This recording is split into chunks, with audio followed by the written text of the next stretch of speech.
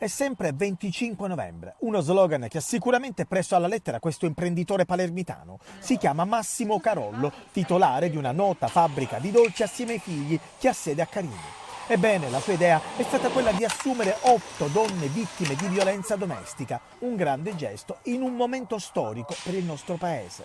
Ho dato la mia disponibilità subito per tanti motivi, perché la sicilianità in questo momento sta avendo un momento di boom turistico, un momento di boom alberghiero naturalmente e un momento di boom dallo street food.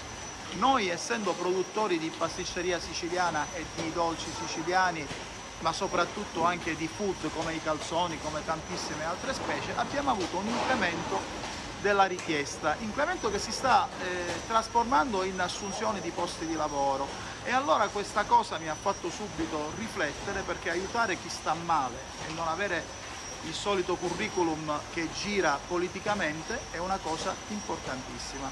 Assunzioni che verranno ratificate nel giro di qualche giorno. Si stanno mandando in questo momento i casi più adattabili al nostro tipo di lavorazione, le associazioni seguite dall'assessore Pennino, e speriamo di fare il regalo il più presto possibile. Addirittura io penso di assumerli con il 1° di dicembre. Un vero regalo di Natale per queste donne maltrattate dai partner. Intanto, secondo un sondaggio a scala nazionale, l'81% delle donne interpreta il femminicidio come una vera emergenza, ma il dato che preoccupa è il 27%, o meglio un uomo su 4, che reputa il femminicidio una tematica semplicemente enfatizzata.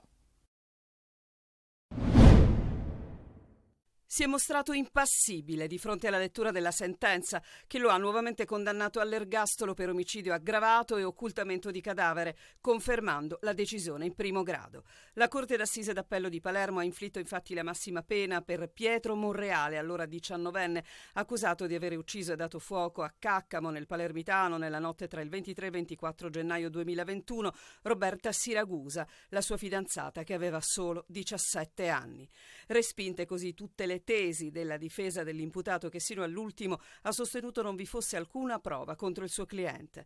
Monreale si è sempre proclamato innocente, sostenendo che Roberta si fosse data fuoco da sola dopo un litigio. Con il verdetto è stato confermato anche il diritto al risarcimento, oltre a provvisionali per circa 800.000 euro per i parenti della vittima, che si sono costituiti parte civile nel processo con il Comune di Caccamo e alcune associazioni contro la violenza sulle donne. La notte del femminicidio, secondo quanto ricostruito dai carabinieri, Pietro Monreale avrebbe prima picchiato la fidanzata, che aveva deciso di lasciarlo per darle poi fuoco nei pressi del campo sportivo e caricare il corpo sull'auto, lasciando il cadavere in un dirupo non distante dalla casa della vittima. In aula, al momento del verdetto, erano presenti i genitori e il fratello di Roberta, i genitori e alcuni amici di Pietro. Prima che la Corte si ritirasse in Camera di Consiglio, il sostituto procuratore generale, Maria Teresa Maligno, ha chiesto all'imputato se avesse qualcosa da dire. Il giovane ha risposto di no. Ha riposto l'installazione della discordia. Il sindaco, durante la settimana contro la violenza sulle donne, ha fatto realizzare una sagoma in terra davanti il municipio a ricordare le vittime di femminicidio a cui la località non si è purtroppo sottratta, se ricordiamo il duplice omicidio commesso lo scorso febbraio, dove vennero uccise 2 donne dalla stessa mano criminale. L'idea, spiega il primo cittadino, è del cerimoniere, la cui madre è stata vittima di violenza quando portava proprio lui in grembo. L'amministrazione ha chiesto ai cittadini di portare un oggetto rosso come simbolo. Qualche ripostese, probabilmente senza malizia, ha depositato un guanto da cucina e un reggiseno di pizzo, tra le altre cose, scatenando l'ira di molti sui social. Dopo la polemica scoppiata sui social di quegli oggetti definiti di dubbio gusto depositati vicino alla sagoma a riposto, è rimasto ben poco. Si doveva scegliere altro, dicono le consigliere di opposizione, per rappresentare un no alla violenza. L'installazione che è stata fatta sotto i portici del comune evoca una scena di un crimine, che è proprio quello che si vuole evitare con la celebrazione del 25 novembre. Lei che installazione avrebbe fatto? Noi non ci vogliamo distaccare per essere originali da quelli che sono i simboli riconosciuti da tutti in tutto il mondo, cioè dalle scarpette rosse. Per il sindaco si tratta solo di strumentalizzazione politica. Si è voluta proprio inscenare una una scena del crimine, dove ogni cittadino poteva portare qualsiasi tipo di oggetto rosso. A tutto invece il clamore mediatico nasce dal fatto che la nostra opposizione, non riuscendo a portare temi politici sul quale attaccarci, poi alla fine ci attacca su queste cose. Il resto della cittadinanza attraversa senza nemmeno accorgersi dell'installazione. Lascia qui il tuo oggetto rosso, non l'avevo neanche visto. La sagoma contro la violenza sulle donne l'ha vista sotto il Palazzo di Città? No. No, non ce ne eravamo accorti, anche perché non è tanto messa in bella vista. Ecco, se fosse stata in pezza l'avremmo vista meglio. Sull'iniziativa si dicono rammaricate e rattristate le donne del coordinamento Ionico Etneo, che hanno inviato al sindaco una lettera aperta. Chiedono lo stop agli sfratti e agli sgomberi e un incontro urgente con il sindaco di Palermo, Roberto Lagalla. 30 persone senza casa oggi pomeriggio hanno occupato la cattedrale di Palermo, sedendosi sulle scale dell'altare per sensibilizzare l'amministrazione comunale sulla situazione di disagio vissuta. Come simbolo di protesta abbiamo scelto la cattedrale perché penso che fa più rumore di tutti. È il simbolo di Palermo, quindi ci siamo messi qua per dare un po' di movimento totale. Lui è Angelo e ci racconta come sta vivendo questa situazione di estremo disagio. Noi la viviamo veramente molto brutta, specialmente io che ho una moglie in gravidanza. Diciamo che non è bella la situazione. Già da settembre ad oggi la situazione non è più la stessa. Ogni minimo rumore, magari io personalmente che vado pure a letto tardi, subito vado alla finestra fuori per capire chi c'è e chi non c'è. Quindi la situazione non è per niente gradevole. È stata attivata un anno fa.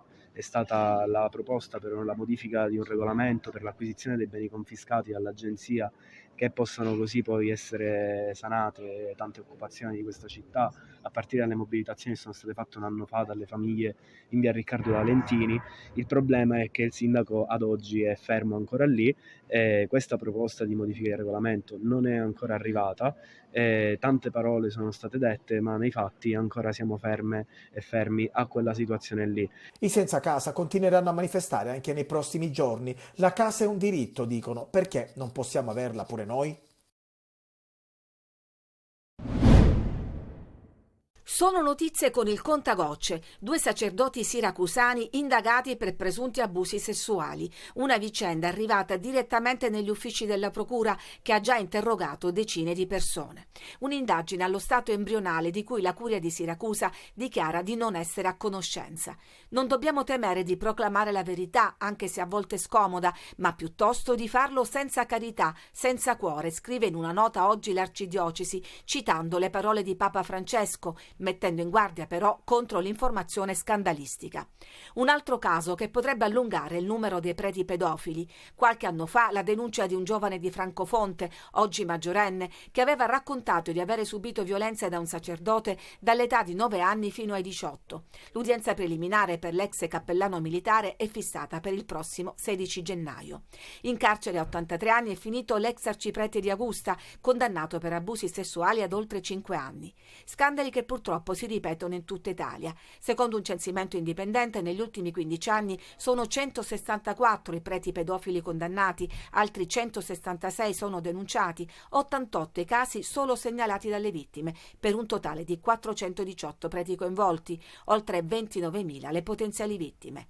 Per prevenire gli abusi sono stati istituiti presso ogni diocesi gli sportelli per la tutela dei minori. A coordinarli Don Di Noto. Non è un servizio di un posto di polizia, è un posto dove è possibile a livello pastorale di prendersi cura delle persone che sono ferite da parte di alcune persone che non dovrebbero fare questi gesti, anzi sempre e comunque una condanna netta per quanto riguarda chi compie abusi sessuali sui minori. È bene ribadirlo, perché non c'è assolutamente nessuna giustificazione. Stiamo attenti a non cadere nelle trappole emotive, ma sicuramente una denuncia aiuta a capire meglio cosa è accaduto. La sfida più importante per la Chiesa del nostro tempo, ma il cammino è ancora lungo. Era sotterranea questa situazione dell'estorsione, adesso è uscito fuori grazie a un'impresa che ha denunciato. però a Caltanissetta non ci sono associazioni antiracket. La denuncia è forte e chiara e arriva da Roberto Gambino, sindaco di Caltanissetta. Non c'è nessun appiglio in città per gli imprenditori vessati dalle estorsioni, dopo che il c'è ma non si dice non può più valere, perché il vaso di Pandora è stato scoperchiato dopo la denuncia di un imprenditore e l'operazione dei carabinieri che ha messo in luce un sistema collaudato di estorsioni, una nuova frontiera del pizzo pagato anche con bonifici bancari. Le vittime che hanno già pagato e che quindi si trovano in queste condizioni, probabilmente già gli inquirenti conoscono i loro nomi. Quindi io ho invitato loro a recarsi presso le forze dell'ordine e collaborare immediatamente, perché sennò sono conniventi con questo sistema. Il tessuto imprenditoriale di una città nota per essere numero 106 nella classifica della qualità della vita, ma che cerca di risollevarsi, è macchiato da una mafia sotterranea che colpisce e che deve essere stanata. E io ho lanciato anche un appello al fine di andarla a costituire l'associazione antiracket o andarsi ad associare ad altre associazioni su scala regionale, perché una volta che il problema è uscito fuori, le imprese vanno tutelate. C'è un'imprenditoria anche diffusa che sta lavorando e che si trova vessata da questo cancro. Il segnale positivo c'è dopo la denuncia di un imprenditore, 75.000 euro versati in 15 mesi, che ha portato agli arresti di 2 persone. Noi come comune di Caltanissetta siamo costituiti parte civile nel processo montante e già in Corte d'Appello ci hanno riconosciuto una provvisionale. Voglio vincolare questa provvisionale che incasserà il comune di Caltanissetta dal signor Montante per finanziare questa fondazione antiracket. Mancano ancora 6 mesi alle elezioni europee e i partiti provano a ragionare sulle alleanze e su eventuali ipotesi di candidature. Nel centrodestra l'alleanza strategica Lega Movimento per l'Autonomia rafforza il partito di Salvini, mentre Forza Italia, fresca di congresso regionale, dice no a una eventuale lista con la nuova DC di Cuffaro. Chi non ha problemi di peso specifico, stando agli ultimi sondaggi, è Fratelli d'Italia. Nel partito della Meloni sono 2 gli uscenti: Giuseppe Milazzo, certo di una sua ricandidatura, e Raffaele Stancanelli. Proprio l'ex senatore ed ex sindaco di Catania, nel corso del congresso provinciale del partito, ha annunciato di voler fare un passo indietro, scegliendo di non ricandidarsi alle europee 2024. Ma siccome non ho trovato nessuna risposta alla mia richiesta se si riteneva utile o meno la mia presenza, ho ritenuto opportuno togliere io l'imbarazzo di chi non sapeva cosa dirmi, e quindi per la mia storia è inutile che aspettavo dietro la porta per sapere se è candidato o non sei candidato. Tolgo io l'imbarazzo e ho deciso di comunicarlo. Seppur in polemica con i vertici di Fratelli d'Italia, Stancanelli però respinge le maliziose ipotesi di abbandono del partito. Ma io forse avevo messo in dubbio qualcuno che non è stato mai di destra e oggi si trova in questa avventura, visto che il partito è al 30%, quindi chi non mi conosce può dire queste cose, ma chi mi conosce anche dagli avversari politici sa che io sono un uomo di destra, non ho nulla da rinnegare. Con l'uscita di scena di Raffaele Stancanelli salgono le quotazioni di Ruggero Razzi e Basilio Catanoso, che non hanno mai fatto mistero di voler correre per uno scranno europeo, o ancora come outsider quelle di Alberto Cardillo, riconfermato segretario provinciale del partito a Catania, e del sindaco di Gravina di Catania, Massimiliano Giammusso.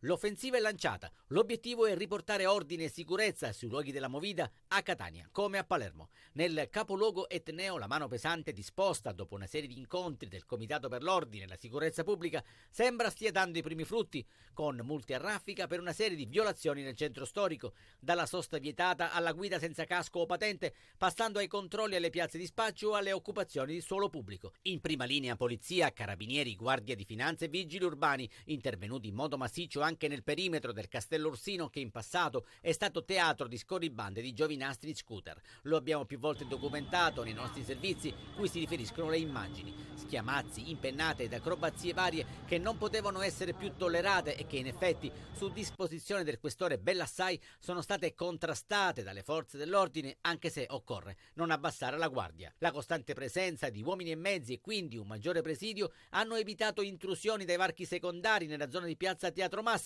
dove è stata scongiurata anche una rissa. Complessivamente sono state controllate 137 persone, 38 le sanzioni per violazioni al codice della strada.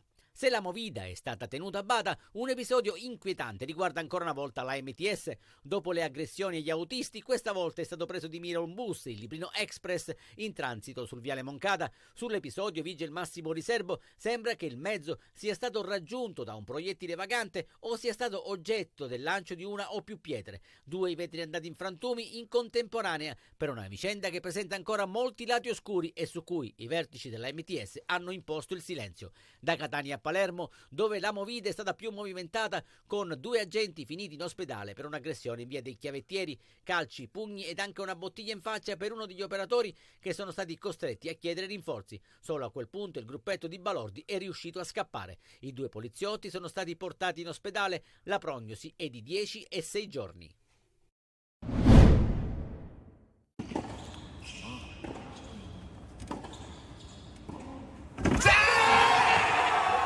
Gli azzurri del tennis trionfano e riportano la Coppa Davis in Italia dopo 47 anni, grazie ad uno straordinario Jannik Sinner, capace di battere 2 volte in 10 giorni il numero 1 del mondo Djokovic e dominare il match decisivo contro l'Australia.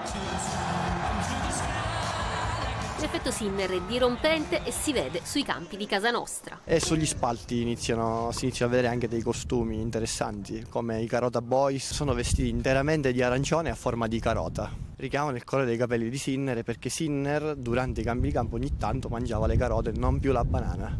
Tutti pazzi per Sinner e tutti pazzi per la racchetta. Come numero di tesserati in Italia il tennis è secondo solo al calcio, anche nel mondo femminile. Io penso che però anche a livello femminile questo darà un riscontro veramente importante e concreto e si sentirà questo sui campi in termini di chiaramente incrementi di iscrizioni che già stiamo vedendo anche sul settore femminile. E Catania vanta una gloriosa storia legata al tennis, come ci racconta Fabio Scionti. Sui campi della Playa si giocarono tanti tornei importanti con tanti personaggi importanti, da Rod Laver a John Newcomb a Jack Kramer, giocatori che veramente hanno fatto la storia del tennis.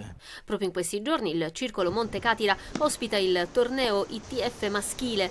Catania dunque torna capitale siciliana del tennis internazionale dopo 23 anni. Ci sono 32 tabelloni principali e 32 i qualificanti. Ci sono anche partecipazioni estere. Sicuramente è molto bello riuscire a giocare in casa una volta ogni tanto. Abbiamo anche un altro ragazzo che è come Salvatore Caruso, che appunto è ancora più vicino di qua, essendo di Siracusa. Una sferzata di vitalità per tutti i circoli tennistici e una grande euforia per tutto il movimento. Un pareggio che ha il retrogusto quasi di una sconfitta, sì, perché il Palermo non è riuscita a vincere sul campo dell'ultima in classifica, la Ternana, che a sua volta ha giocato gli ultimi 20 minuti in inferiorità numerica per l'espulsione di Corrado. Il Palermo non sa più vincere, 1-1 a Liberati, un pari che rallenta la corsa dei rosanero scivolati al 4° posto, ma quel che preoccupa in questo momento è soprattutto la mancanza di gioco. Il gol di Lucioni aveva illuso, ma il Palermo, anziché chiudere il match, ha arretrato il baricentro fino a subire il gol del pareggio nella ripresa a firma di Casasola. I tifosi continuano a inveire contro l'allenatore Eugenio Corini per la piazza principale responsabile del momento no dei siciliani, ma il tecnico insiste invece sulla direzione opposta e in sala stampa accetta il risultato. La squadra ci ha provato, abbiamo creato la superiorità numerica con l'espulsione di Corrado, abbiamo provato con un paio di situazioni importanti, con Matteo uscita di poco. Purtroppo non si riusciti a vincere, ma anche qualcosa in questo momento. Dobbiamo perseverare, lavorare e dare risposte in campo a pensare a partire appunto dalla partita di venerdì col Catanzaro. Centrocampo senza idee, Brunori continua a non segnare, gli esterni sono evanescenti. La società rosanero conferma Corini sulla panchina, prossima sfida venerdì al Barbera contro il Catanzaro. Corini spera nel recupero di Di Francesco e Insigne. Un altro segnale, un Catania senza Fronzoli centra la seconda vittoria consecutiva in campionato, non era mai successo finora, ce l'ha fatta Lucarelli. Ecco appunto l'altro segnale, quello che il tecnico aveva saputo cavalcare dopo la vittoria con la Turris. Il vento che cambia, a Giuliano ha preso il nome di Samuel Di Carmine che ad ogni intervista ricorda di vivere per il gol e che in Campania l'ha dimostrato ancora avventandosi sul pallone a 10 minuti dalla fine, per lui è la 6ª rete nel torneo. Siamo contenti perché è una vittoria fondamentale per continuare la nostra risalita dopo una settimana importante, perché già la prima vittoria era ossigeno per noi. Questo è un altro passo avanti per i nostri obiettivi. Sono felice del gol perché, come sapete, per me è tutto e risbloccarmi dopo l'infortunio è stato fondamentale. Il gol del numero 10 non rende spettacolare la prova del Catania, non cancella d'un colpo le pecche che ancora ci sono. A Giuliano, ad esempio, manca qualcosa proprio davanti a centrocampo, nella qualità dei passaggi, nel fraseggio, ma arriva altro. Ancora gol sugli sviluppi di un piazzato, per esempio, oppure la solidità difensiva e di carattere. Alla fine comunque, con Di Carmine nel primo tempo dopo una rimessa di Bois e con De Luca e soprattutto Dubickas nel finale, è il Catania a costruire le occasioni migliori contro una squadra che nelle ultime partite aveva fatto benissimo. I segnali che arrivano anche oggi sono dei bei segnali. Mi aspettavo qualcosa di più in fase offensiva, di avere un po' più di palleggio noi, però loro non ce l'hanno permesso, però ripeto, quello che ora è molto visivo, è visibile che la squadra non molla mai. A furia di segnali incoraggianti si può costruire qualcosa che intanto può chiamarsi continuità. La corsa è partita ed è tornato ad essere interessante scoprire dove potrà portare.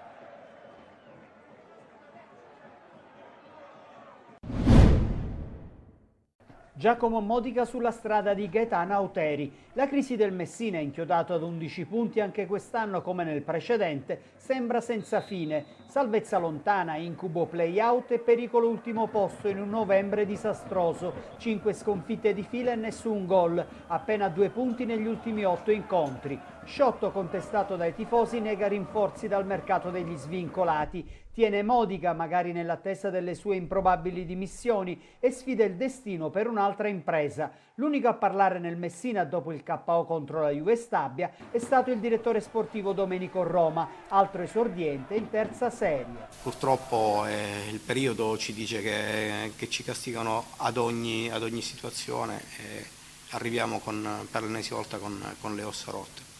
Quindi c'è poco da fare, c'è da chiedere scusa al Presidente, c'è da chiedere scusa ai tifosi per questo periodo, però non mi sento almeno per la prestazione di oggi e anche di Foggia, di condannare i ragazzi, perché anche a Foggia abbiamo preso 2 gol su palla inattiva, quindi ribadisco il concetto.